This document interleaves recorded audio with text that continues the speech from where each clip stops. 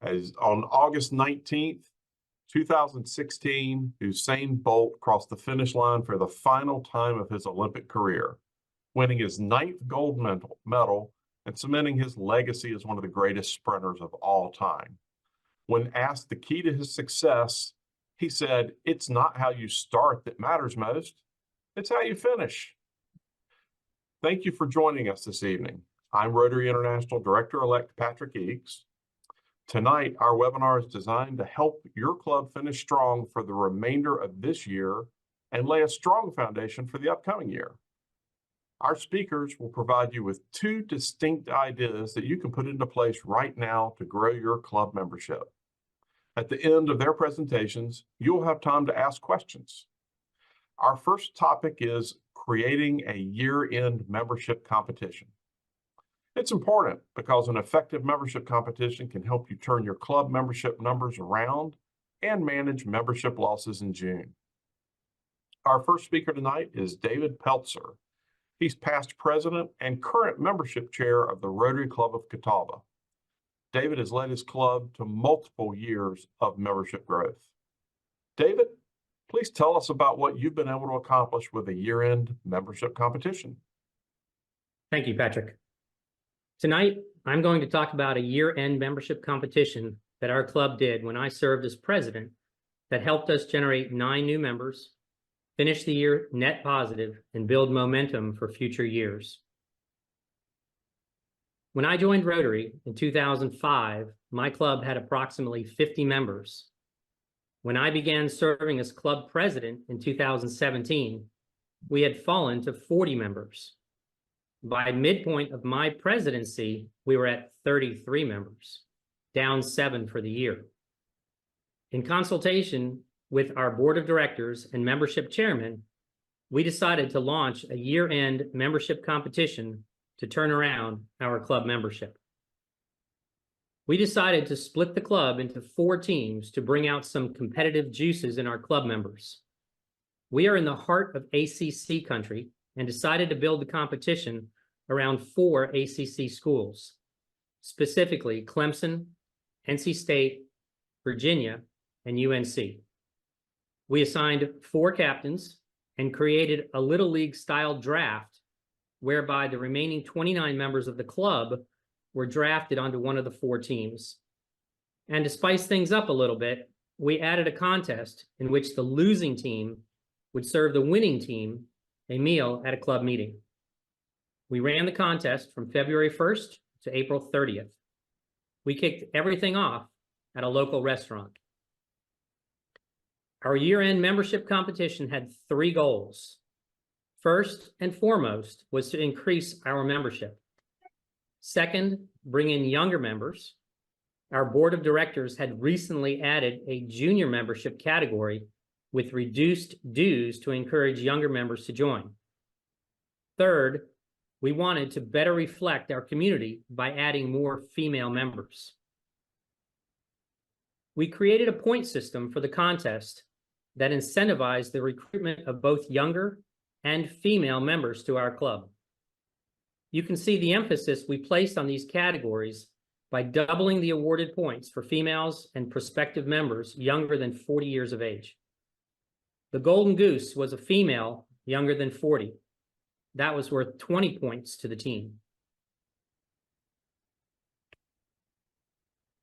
I was the captain for my alma mater, Team UVA. Like other team captains, my job was to encourage, motivate, and inspire my team members to invite guests to Rotary meetings, service projects, and socials. Also, team captains made sure club members followed up with prospective members as the competition continued.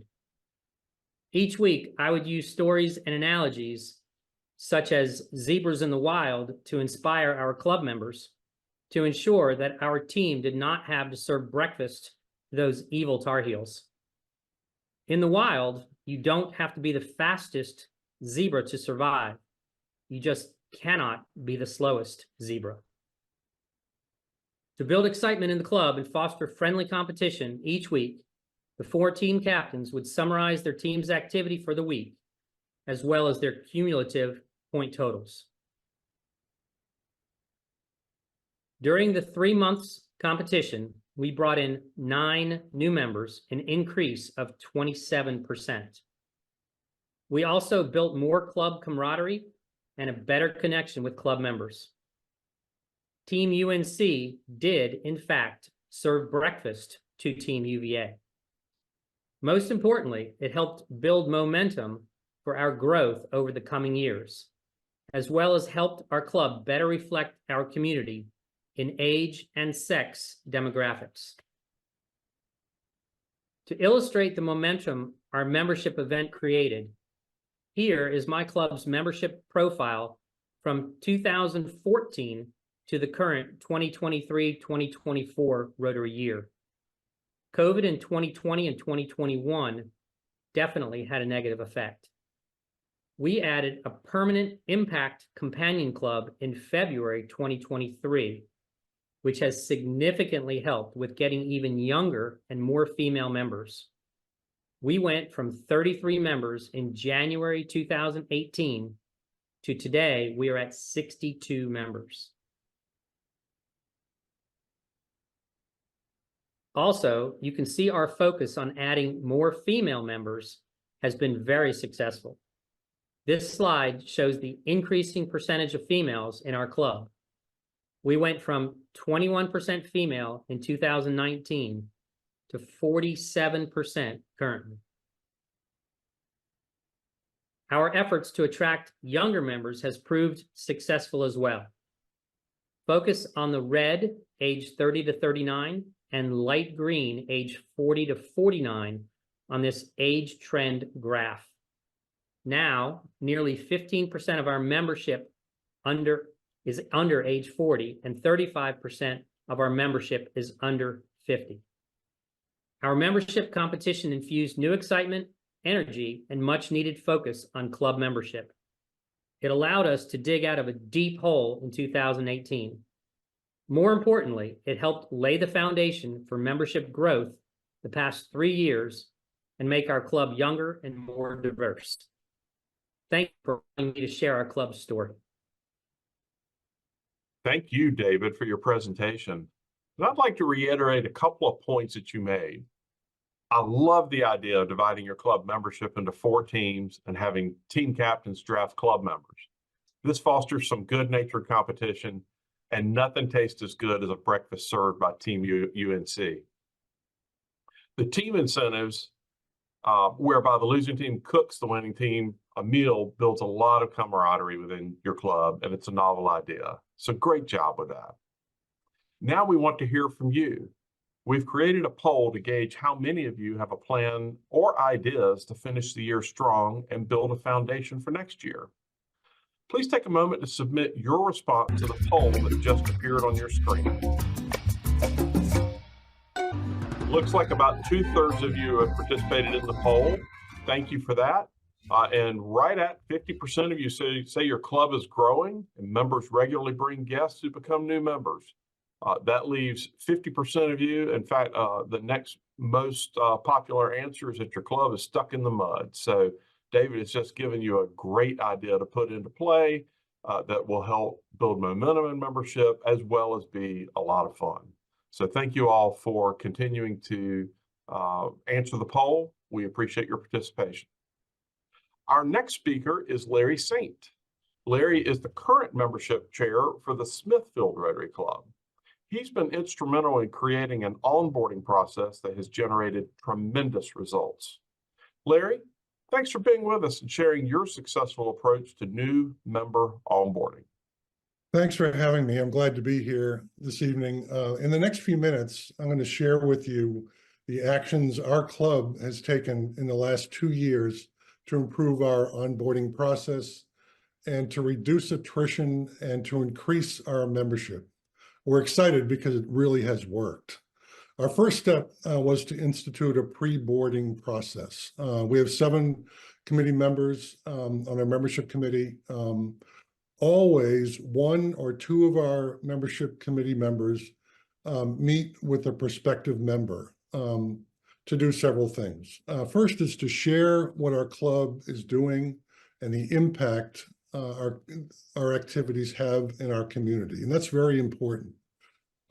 We make clear the financial aspects of joining our club. We get a good understanding of what they want to accomplish by joining with us. And we want to make sure that there's an alignment with what they want to accomplish with what our club is doing. We also review in detail the committees that we have underway in our club and also our projects and activity list. And one of the most important things is we make a two-way commitment. First, our club commits to the prospective member to make them successful once they join. And the other ones, we ask them to commit to our club, and we ask them to buy in to what activities and what committees they want to take part in. That buy-in is essential for success with our new members. And the process is working. It really is working. During this Rotary year, we have 20 new members as of April 1. We've lost 5, but since 2022, when we established our new onboarding process, we've lost just 1 member who had been with us for less than 2 years. And that's been a real success for us, and we're excited about it. Before 2022, we were bringing in new members, but we weren't retaining them. We were losing them, and it just wasn't working. We were active, but we weren't communicating what we were doing with our prospective members and with our other members. We now communicate and stress our activities with our prospects because we want to keep those members when they come on board. We want them to make them true Rotarians, not just members. So we're working hard on managing our activities, managing our membership to keep people active and to keep them committed to our Rotary Club. As I said, we've been very successful. We're excited about it. So that one of the things that's known about our club locally is that we're a very actively engaged club. We have 20 activities this Rotary year. 4 of those are fundraisers, 10 service projects. And of course, those activities have to be managed well. So we have an activities committee that oversees each of the individual project committees to make sure they have the resources and the people that they need to be successful. And that buzz of activity creates its own energy, and it creates an organic growth in our club, which is exciting. We found that these 2 publications available on Rotary International website under My Rotary have been a good guide for our membership committee. First is introducing new members to Rotary, and the second is new member orientation. Your club membership committee can pick which parts of that will be most effective for your club and just plug into the steps that they outline there. And there's a great list of resources in those 2 publications as well. Our activities are documented and shared with our prospects and with our members. For this Rotary year, we have almost 2,700 hours donated by our members to various events. And that's a lot of hours donated. We have a total of $63,000 in community economic value that's been created by our members that have donated their time. And our consistent use of the engagement model has made a difference. By documenting what we're doing and sharing that information with our prospective members, with our club members, and with our sponsors, it's made a real difference in being able to communicate effectively all that we're doing. It also is a great attraction tool, specifically to communicate how effective our activities are. And we use it with sponsors, companies, local companies that we're soliciting donations from and participation in our events.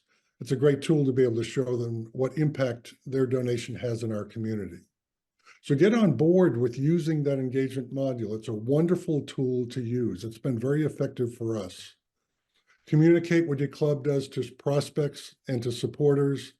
Get new members on board with activities and committee assignments. Assign them to committees right away, assign them to activities right away. And in summary, by instituting this new process, this pre-boarding process with our prospective members and getting them engaged right away in activities and on committees, it's been a very effective and exciting development within our club because we're bringing new members in, we're bringing them in organically with our activities, and we're getting them involved.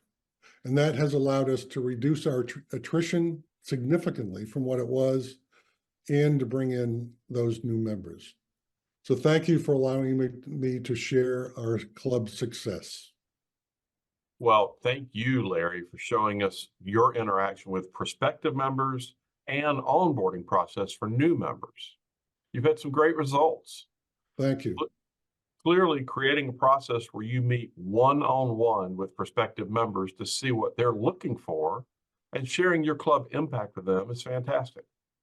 Then once they join, getting them plugged right into a community service project they're interested in has really boosted your new member retention. Now it's time to hear from all of you. First, I invite you to share any ideas you are currently utilizing to finish the year strong. You can place these ideas in the chat. Second, we want to hear what questions you have for our speakers. You can ask your questions using the Q&A function at the bottom of your screen. So again, the ideas you're using to finish strong this year in the chat. Questions for our speakers, use the Q&A function at the bottom of your screen. Our regional membership officer, Jose Gonzalez, is going to serve as our question and answer moderator tonight. Jose, I'm turning it over to you. Thank you very much for that introduction, Patrick. As a reminder for our participants, please enter your questions for David or Larry utilizing the Q&A function.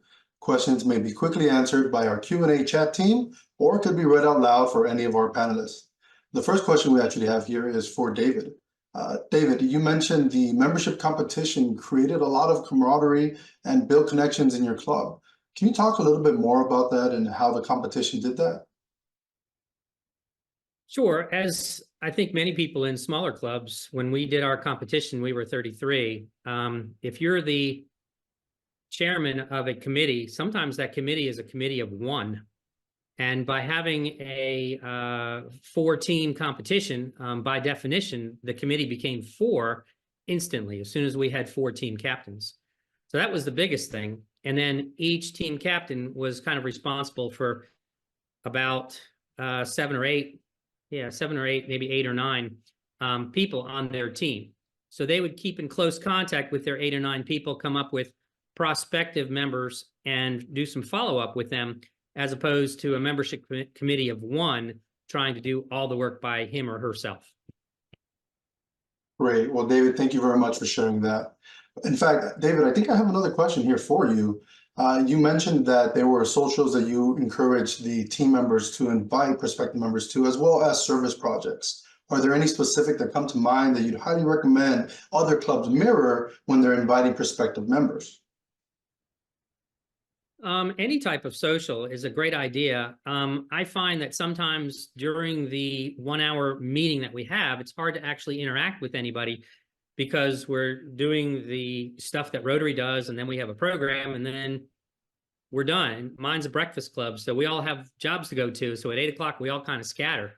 The socials and certainly the service projects are a little bit more laid back, and you can actually kind of pick the person's brain and get to know them a little bit better. Mm-hmm. I think the magic of Rotary actually happens outside of the meeting, not during the actual meeting. Agreed. I'd say the same. It always happens outside of the meeting much more because that's when you can really connect with everybody. Thank you, David. Larry, the next one I have here is for you. During your presentation, you mentioned that this process created a buzz and energy for your new members. Did it by chance also re-engage your current members? And if so, how? Oh, no doubt. First of all, by sharing the list of activities that we have underway and sharing the results with our members as well as prospective members has made a difference. At each meeting, we update our members with a report from the engagement module to update the hours and the number of members that have taken part. So just sharing that with everybody has created its own buzz that people respond to. Great. Happy to hear that. Well, Larry, during your presentation, you also mentioned you had 7 standing committees. It's a lot of committees. I'm really impressed. And that every member is actually assigned to a committee based upon their interest. If you can you share with us some of the general questions that are asked of these prospective members to ensure they end up in the right committee for them? And also, can you share with us a little bit about what these 7 committees entail? Yeah, first of all, is a membership committee. Second of all, we had a Citizen of the Year committee that selects each year a local citizen that's made a difference in the community. We have our image committee, of course, that oversees our Facebook page and our web page. We have our activities committee. The activities committee actually oversees all of the activities. There's 4 people on that committee, and they just make sure that each of the individual projects have the resources and the people that they need. Then we have a youth engagement committee. So we have an Interact Club at our high school, and the Youth Engagement Committee oversees that. They also manage the scholarships that we give out to high school seniors every year. So, there's several places, well, 7 different places where members can plug in depending on what their interests are and how they want to make a difference. Wonderful. So it almost sounds like you have something for everyone that can potentially join your club. Oh, exactly right. Yeah, that's right. Great. Well, David, I think this next question I have here goes back to you. Someone's interested to hear what the retention of the members you brought in, those 9 net you mentioned, what it's been like since the competition. How many have stayed? I'm not sure I have that data. I will tell you that we had a tough year after the competition for 2 years. The year immediately after the competition was tough, and then COVID hit. So I'm not sure I can answer that honestly. Well, no worries, David. Have you noticed that there are still many that are around? Just a general idea of what it's like with those people that have come in. Did you find by chance that bringing them in such a quick fashion, they were still able to get that Rotary experience and stuck around for some time? Sure. I'm sure we lost some because of COVID. And then as the slide that was shown looking at our membership trends, we've had nothing but positive growth from 2021 going forward. We kind of lost some traction during COVID, but after that, we really hit our stride. Wonderful. Thank you, David. Next one is another general question that we have here in line. It's in referencing to surveying your members every year. But are either of you surveying your members each year to find out the most up-to-date information on how your members are feeling and making adjustments based upon those surveys? Yes. David has. Great. David, do you mind sharing a little bit about what that's looked like in the past and making the adjustments and what came out of the survey? Most of it has been in relation to what type of community service projects they're looking to do and what type of socials they're looking to do. We actually started something new this year in that we did a rotating social. We kind of got back to the roots of Paul Harris, and we decided to have one person host a social each month. And it was at different times and different themes. Sometimes it's been at businesses, sometimes it's been at the home. But basically that one person's kind of in charge of the social for that month, and they can kind of pick their own theme or however they want to do that. Great. Thank you for sharing. David, sorry to keep picking on you, but I got another question for you. Now, this one's in reference to that companion club you mentioned. Someone's interested to hear a little bit more about what that companion club has been like since starting it in February of 2023 and how it helped you acquire a younger as well as female membership base. Sure. So we chartered Impact in February of 2023. We had 19 members. It was approximately 12 females and 7 males. I may be off by 1. We currently have 27 people in our Impact Club. Impact is basically everything like Rotary, except we don't have the weekly meetings. They come to all of our socials. They come to any of our service projects. So they're full Rotarians. They have full responsibilities and full opportunities to do the service and the socials. Many of these people have young children. Maybe they have jobs that cannot come to, we're a breakfast club, can't come to a meeting in the morning because they have kids or work that impedes that. So we've gotten a different demographic, a lot more females, I guess, because I don't want to sound sexist here, but sometimes they have the responsibility of getting the kids off to school. And sometimes they have jobs that just don't allow them to come to a typical morning meeting. The other is financially. Our Impact Club comes in at about $15 a month in dues, basically to pay our district and our RI dues, as opposed to our regular Rotarians, which come in about $140 a quarter. So it's made it much more economical for people, perhaps at a younger age, be able to afford being in Rotary. Wonderful. So it sounds like this Impact Companion Club is really giving the opportunity for an audience that previously didn't have an open door to join your Rotary Club, to join and make an impact in the world. Absolutely right. And we've actually found Impact has helped us not lose members. We've had some people that would have otherwise, I think, quit Rotary. And instead of quitting, they basically say, you know, I just can't come to the meetings anymore. I'm going to switch over to Impact. We've had 3 people do that. We have not had anybody go from Impact to our regular meeting, but I think eventually we will see some of that as well. Understood. Thank you very much, David. Larry, this next one actually comes for you. And thank you all for being great sports and answering all these questions on the fly. I really appreciate it. Larry, this next one is in reference to a club that hasn't done any activities. What do you recommend they get started with if they want to help grow their membership, but haven't had the opportunity to start any activities as of yet? Ask members what they'd like to do. There's so many opportunities for activities out there. One of our club members, for example, heads up the Red Cross blood drive. And so she, once a month, she's the person that spearheads that activity. So it doesn't have to be exotic or a huge event. It can be just something as simple as that where it really does impact the community. And I just look around and see what the community is doing. Talk to local organizations about what their needs are. One of our partners is the Christian Outreach Program, where they give food out to the community and other items to the community. We have one of our members goes over there once a week to volunteer, just to help out. So again, if you look around the community and see what's going on, you can use your imagination and create those activities. Understood. So connect with the community, find out what those needs are, and fill in the need with the resources your club has to offer. Yeah. That a good sum up? If I can give another good example, yes, sir. One of the member's wife owns a hair salon. And one of the needs in the community was young students who just couldn't afford school supplies, who couldn't afford a good haircut. So she, along with her husband, created an event called Cuts for Kids, where in August, in 2 weekends, kids are invited in to get a free haircut. Our club members supply them with school supplies, free school supplies, and a local sandwich company, barbecue company, supplies them, gives them a voucher for a free lunch. So there's another example of something simple that can have a real impact. Great. Well, I'm happy you shared that, Larry, because hopefully someone in the audience today is going to take that and mirror it in their own location and be able to help support and offer that haircut and the food wherever it may be in need. Now, the very last question we have here, it seems it's another general question, so anybody on the team can answer this.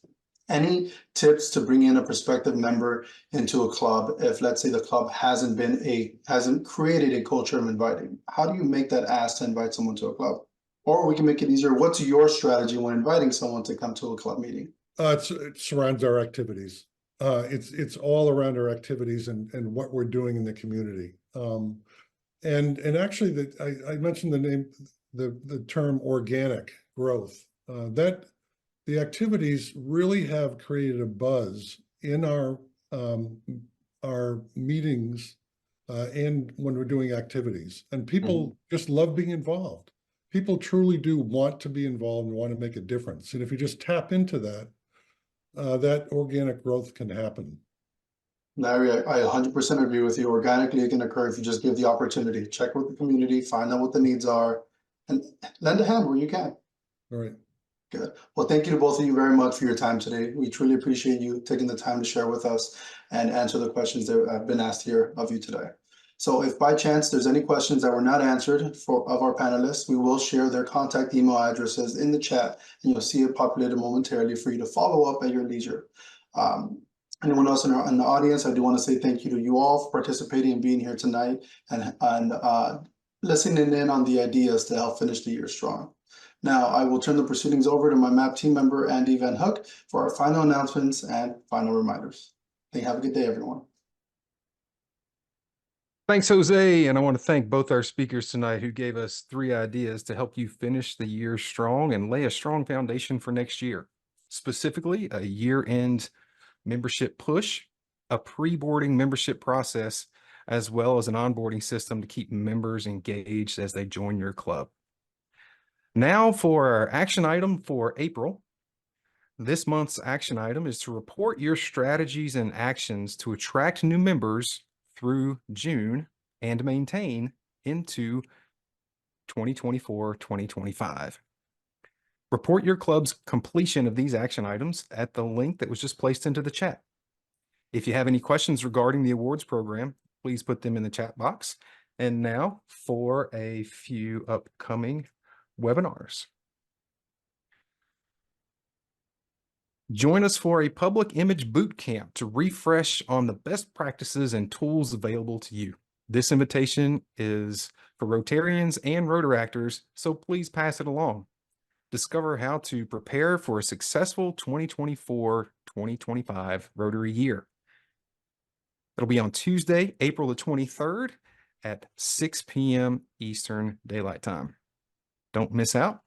Register now at elevaterotaryzones3334.org. And the Rotary year isn't over yet, as we've talked about this evening. We've got to run through the tape to come out ahead. Join the next MAP webinar to learn how to create membership magic and craft a plan for success. That'll be on Monday, May the 13th at 6 p.m. Eastern Daylight Time. We will see you then. You can register at DACDB today. See you next month.